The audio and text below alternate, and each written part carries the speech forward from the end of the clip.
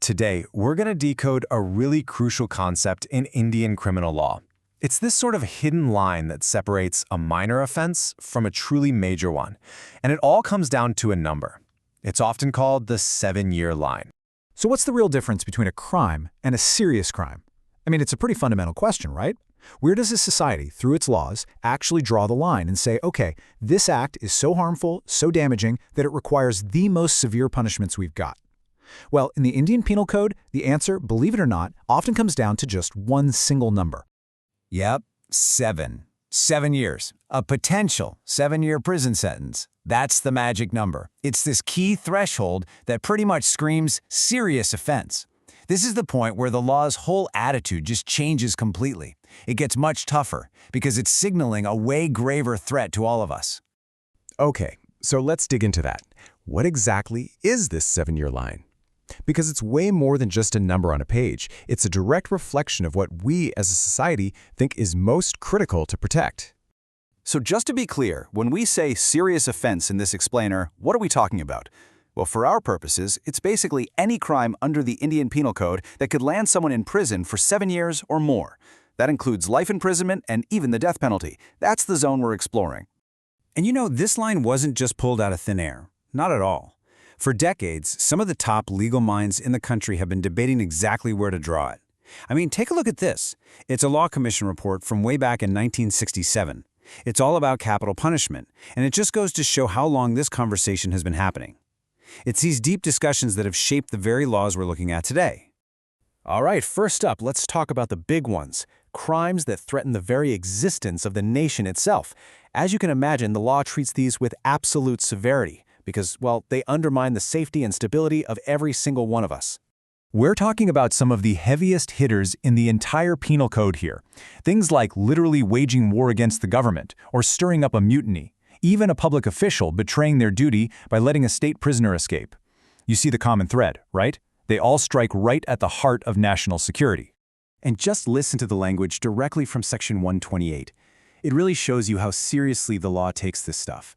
When you're talking about betraying public trust in a matter of national security, yeah, the law makes it crystal clear there is very little room for leniency.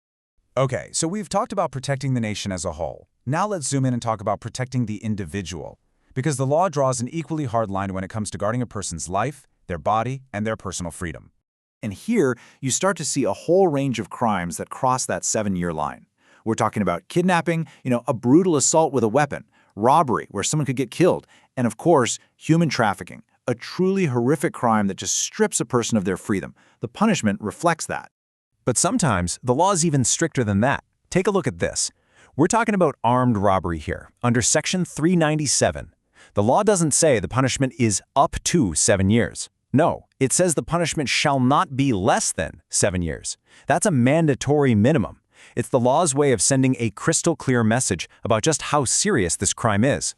Now check this out, because this comparison is absolutely fascinating. A standard kidnapping offense can get you up to 7 years, but if you add the motive of ransom, the potential punishment just skyrockets. We're talking life imprisonment or even the death penalty. It just goes to show you how the why behind a crime can totally change everything in the eyes of the law. And that's the thing to remember. The law isn't set in stone. It's always evolving. This report from 1993, for instance, specifically addressed the social evil of trafficking women and children. That report directly led to changes in the law. It's just a really powerful reminder that our legal system adapts over time to fight these terrible problems and make sure the most vulnerable people are protected. All right, now let's move on to a category that might actually surprise a few of you. See, we often think of serious crimes as being all about physical violence, but they're also about these absolutely devastating breaches of trust, the kind that can totally collapse a business or ruin someone's entire life. I mean, look at this. A public servant committing a criminal breach of trust? That could mean life in prison.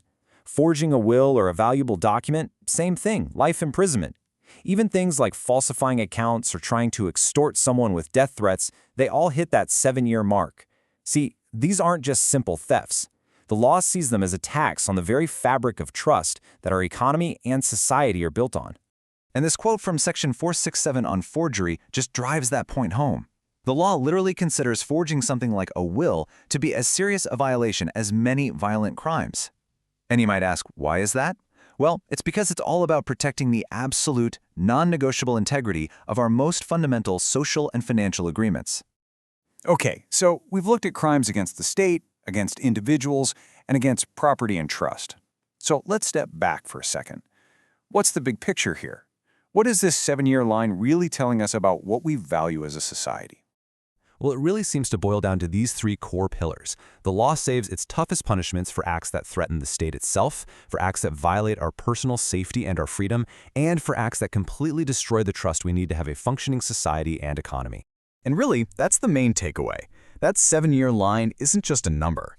It's basically a moral compass that's been encoded directly into our laws. It points straight at the things that we, as a society, have all decided are the most sacred and the most important to protect. So, that leaves us with a pretty big question to think about. If our laws are a snapshot of our values, and we know values change over time, what will our laws look like a century from now?